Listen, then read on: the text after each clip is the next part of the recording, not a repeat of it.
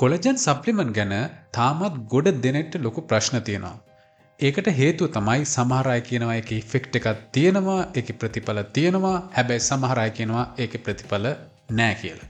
අන්න ඒ නිසාම අපි අද කතා කරමු ලංකාවේ ගොඩ දෙනෙක් කොලජන් ගැන හිතන් ඉන්න වැරදි අවබෝධයන් 6ක් ගැන. පළවෙනි කරුණ. ඒක තමයි අපි ගන්න කොලජන් කෑම වලින් හෝ සප්ලිමන්ට් වලින් හරි අපි ගන්න කොලජන් ඒ විදිහටම ගිහිල්ලා හැම යට තැම්පත් වෙන්නේ නැහැ. අන්න එහෙම හිතන් ඉන්නවා නම් ඒක වැරදි අවබෝධයක්. මොකද ඔය හැම එකක්ම අපි ප්‍රෝටීන් විදිහට ගත්තත්, කොලජන් සප්ලිමන්ට් ගත්තත් ඒව ඔක්කොම අපේ බඩවැල් වලදී ඇමයිනෝ ඇසිඩ් වලට කැඩිලා තමයි ඇඟ ඇතුළට උරාගන්නේ. කොලජන් කියන්නේ ප්‍රෝටීන් එකක්. ඇත්තටම කියනවා නම් ඇඟේ තියෙන බහුලම තියෙන ප්‍රෝටීන් එක තමයි කොලජන්. මොකද මේ කොලජන් අපේ ඇඟේ විවිධ ස්ථානවල තියෙනවා. ඔයාලා හැමෝම දන්නා වගේ හැමේ තියෙනවා ඊට අමතරව ජොයින්ට් වල සහ බෝන්ස් වල කියන්නේ අස්ථි වලත් මේ කොලජන් තියෙනවා. දැන් මම කලින් කිව්වා මේක ප්‍රෝටීන් එකක් කියලා. එතකොට මේ ප්‍රෝටීන් අපේ ඇඟ ඇතුලේ හැදෙන්නේ ඇමයිනෝ ඇසිඩ් කියන සංයෝග වලින්. එතකොට මේ කොලජන් හැදෙන්නේ ඇමයිනෝ ඇසිඩ් වලින්. ඒතර කොහොමද අපිට ඇමයිනෝ ඇසිඩ් ලැබෙන්නේ? අපි ගන්න ප්‍රෝටීන් ආහාර වලින්, ප්‍රෝටීන් අධික ආහාර වලින් උදාහරණයක් විදිහට මස්, මාළු, කිරි, බිත්තර, සෝයා, ඇට ಜಾති අන්න ඒ වගේන් අපිට මේ ඇමයිනෝ ඇසිඩ් ලැබෙනවා. මේ ආහාර අපේ ආහාර ජීර්ණ පද්ධතියේ ජීර්ණය වෙලා අන්න එතනින් තමයි ඇමයිනෝ ඇසිඩ් අපේ ලේ වලට එකතු වෙන්නේ. දැන් අපි හැමෝගෙම මේ කොලජන් අපේ හැම යට තියෙනවනේ, ජොයින්ට්ස් වලත් තියෙනවා. කොහෙන්ද කොලජන් හැදුනේ? මෙන්න මේ අපි ගන්න ප්‍රෝටීන් වලින් ලැබුණු ඇමයිනෝ ඇසිඩ් වලින්. එතකොට අපි වෙනම කොලජන් ගත්තේ නෑනේ. ඒ කියන්නේ ඇමයිනෝ ඇසිඩ් ගන්නවා නම්, ඒ කියන්නේ ප්‍රෝටීන් අපි ගන්නවා නම් අපිට කොලජන් හැදෙනවා. අන්න ඒක පළවෙනියෙන්ම හොඳට මතක තියාගන්න. මෙතනදී හරි අපූර්ව දෙයක් සිද්ධ වෙන්න පුළුවන්. මේ ඇමයිනෝ ඇසිඩ් වලින් තමයි අපි ප්‍රෝටීන් හදන්නේ කියලා දැන් දන්නවා. අපේ ඇඟේ තියෙන තවත් ප්‍රෝටීන් තියෙන තනක් තමයි මසල්ස්. ඒ කියන්නේ මසල්ස් හදන්න ප්‍රෝටීන් අවශ්‍යයි. දැන් යම්කිසි කෙනෙක් ගන්නවා නම් කොලජන්, ඒ කොලජන් කැඩිලා ඇමයිනෝ ඇසිඩ් හැදෙනවා. අන්න ඒ ඇමයිනෝ ඇසිඩ් ඇඟේ ලේවල තියෙද්දී මසල් එක, ඒ කියන්නේ ජිම් එකට යන කෙනෙක් ඉන්නවා නම්, එහෙම නැත්නම් අපි වැඩ කරනවා නම් මහන්සි වෙලා එයාගේ මසල් එක හැදෙන්නත් අන්න අර ඇමයිනෝ ඇසිඩ් එකෙන් කොටසක් යන්න පුළුවන්. ඒ කියන්නේ ඔයාලා කොලජන් ගන්නවා ස්කින් එකටයි කියලා ඒකෙන් කොටසක් මසල් එකේ තියෙන ප්‍රෝටීන් වලටත් යනවා. ඉතින් අන්න ඒක ගොඩ දෙනෙක් කියන්නේ නැති කතාවක්. දැන් අපි බලමු ගොඩ දෙනෙක් වැරදිට හිතන් ඉන්න අනිත් කාරණය, දෙවෙනි කාරණය. ඒක තමයි ආලේපන. ඒ කියන්නේ ක්‍රීම් පාවිච්චි කිරීමෙන් හැම ඇතුලේ හැමට යටින් කොලජන් තැම්පත් වීමක් වෙනවා කියන එක. ඒක සම්පූර්ණම බොරුවක්. ඒ විදිහට කොලජන් ඇඟ ඇතුළට උරා ගන්න බෑ. අර කලින් කිව්වා වගේ බඩවැල් වල දිගේ ගිහිල්ලා ඇමයිනෝ ඇසිඩ් හැදිලා ඇඟ ඇතුළේදී තමයි කොලජන් නිෂ්පාදනය වෙන්නේ. එතකොට කවුරු හරි කියනවා නම් ක්‍රීම් වලින් හැමේ කොලජන් තැම්පත් වීම වැඩි වෙනවා කියලා, ඒක සම්පූර්ණයෙන්ම වැරදි අවබෝධයක්. හරි. අපි දැන් බලමු තුන්වෙනි කාරණය. තුන්වෙනි කාරණේ තමයි ශාකමය කොලජන් තියනවා කියන එක. ශාකමය කොලජන් නැහැ. ඒ කියන්නේ ශාක වලින් හදන කොලජන් නැහැ. කොලජන් යම් කිසි දෙයක් හදනවා නම් ඒක අනිවාර්යයෙන්ම සත්වයන්ගෙන් තමයි හදන්න ඕන. ඒ සත්වයන්ගෙන් අඩංගු කොලජන් විතරයි තියෙන්න පුළුවන්. කවුරු හරි කියනවා නම් ශාකමය කොලජන් තියනවා කියලා, ඒකත් වැරදි අවබෝධයක්. හතරවෙනි කාරණේ තමයි කොලජන් වලින් හැම පැහැපත් වෙනවා කියන කාරණය. ඉතින් කිසිම පරීක්ෂණයකින් ඔප්පු වෙලා නැහැ හැම පැහැපත් වෙනවා කියලා කොලජන් වලින්. කොලජන් වලින් වෙන්නේ හැම පොඩ්ඩක් ඇදලා තියෙනවා සහ ඊට අමතරව හැමේ තියෙන තෙත ගතිය තියාගන්න එක තමයි කොලජන් වලින් වෙන්නේ. හරි. දැන් තමයි මේ වීඩියෝ එකේ වැදගත්ම හරියට එන්නේ. අපේ පස්වෙනි කාරණේ තමයි ගොඩ දෙනෙක් කියනවා, ඒ කියන්නේ සමහර අය විශ්වාස කරනවා අනිවාර්යයෙන්ම අපි කොලජන් ගන්න ඕන වයසට යද්දී. සමහර අය කියනවා තරුණ කාලෙත් ගන්න ඕන කියලා. ඒ කියන්නේ අපි ගන්න ආහාර වලින් අපිට අවශ්‍ය කොලජන් ප්‍රමාණය හම්බෙන්නේ නැහැ කියන එක. අන්න ඒකත් සම්පූර්ණ වැරදි අදහසක්. ඒ කියන්නේ ඔයාලගේ ශරීරයට අවශ්‍ය ප්‍රමාණයට ඔයාලා ප්‍රෝටීන්ස් ගන්නවා නම් ඔයාලට අමතරව කොලජන් ගන්න අවශ්‍ය නැහැ.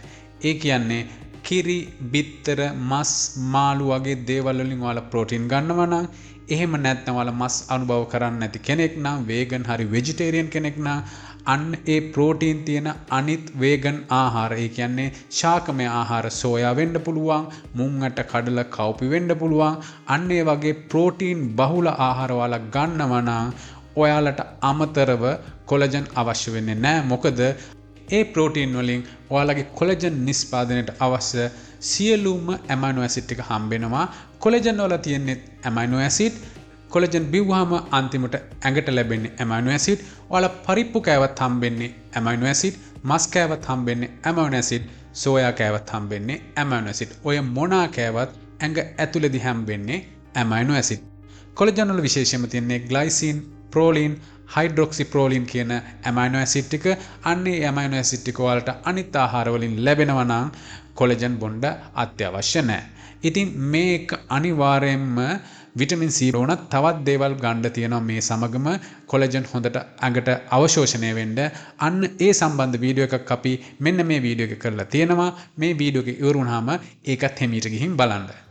හරි අපි දැන් කතා කරමු වැදගත්ම එක කොලජන් සප්ලිමන්ට් ගැන. 6 වෙනි කාරණේ තමයි කොලජන් සප්ලිමන්ට් වල ඔය කියන තරම් ඉෆෙක්ට් එකක් තියනවාද කියන එක. මේ සම්බන්ධයෙන් පරීක්ෂණ ගොඩක් කරලා තියෙනවා.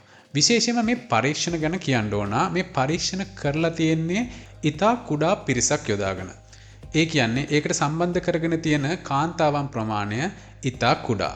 අනිත් එක ඒක කරලා තියෙන්නේ කෙටි කාලීන පරීක්ෂණ විදියට දීර්ඝ කාලීනව පරීක්ෂණ කරලා ඒ වගේ ප්‍රතිඵල අරන් නැහැ. ඒ වගේම කියන්න ඕන මේ සමහර පරීක්ෂණ කරලා තියෙන්නේ ඒ කියන්නේ ඒවා ස්පොන්සර් කරලා තියෙන ඒවට සල්ලි යොදලා තියෙන්නේ කොලජන් කම්පැනිස් වලින්. මෑතකදී ඒ වගේ කොලජන් සම්බන්ධ කරපු පරීක්ෂණයක් මේක මෙටා ඇනලිසිස් එකක්. ඒ කියන්නේ පරීක්ෂණ ගොඩක එකතුවක් එක්ක මේගොල්ලෝ මේක කරලා තියෙනවා. මේ පරීක්ෂණයේ මේකේ ප්‍රතිඵල එලි දක්වලා තියෙනවා. ඒකෙදි කියලා තියෙනවා hydrolyzed collagen supplementation can improve skin hydration and elasticity. මොකක්ද ඒ කියන්නේ? elasticity කියලා මෙතනින් අදහස් කරේ අපි හැම ඇද්දාම නැවත යථා තත්ත්වයටපත් වීම.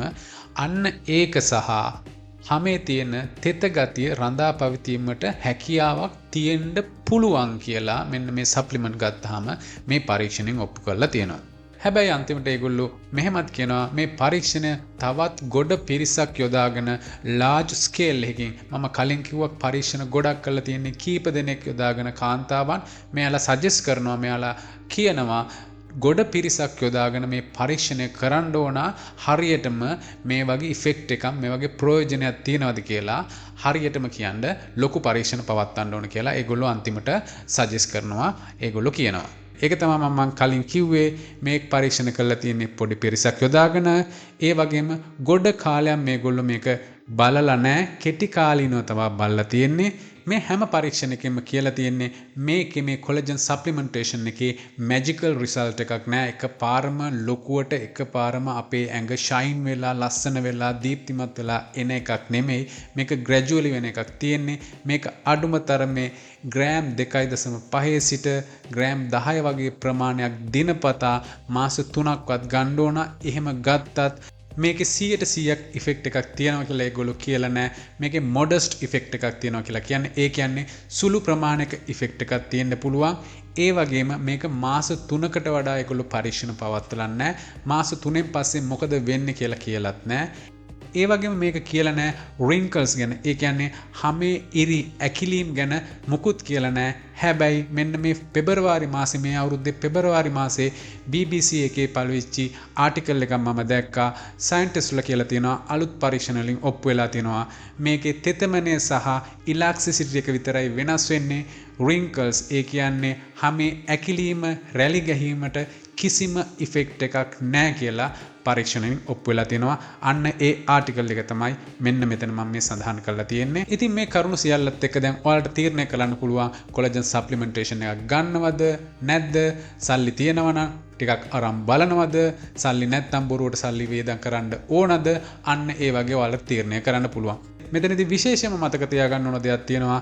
අපේ ඇඟේ කොලජන් අරන් හෝ ප්‍රෝටීන් අරන් හෝ හදාගන්න කොලජන් ටික ආරක්ෂා කරගන්න ඕන. මොකද ඒක විනාශ වෙන හේතුන් රාශියක් තියෙනවා. මෙන්න මේ වීඩියෝ එකේ අපි කතා කරන්නේ අන්න ඒ හේතුන්. ඒ වගේම ගෙදරදීම කොලජන් අඩංගු ආහාරයක් කොහොමද පිළියෙල කරගන්නේ සහ ඒකට අඩංගු අනිත් සංඝටක මොනවාද කියන එක මෙන්න මේ වීඩියෝ එකේ කතා කරනවා.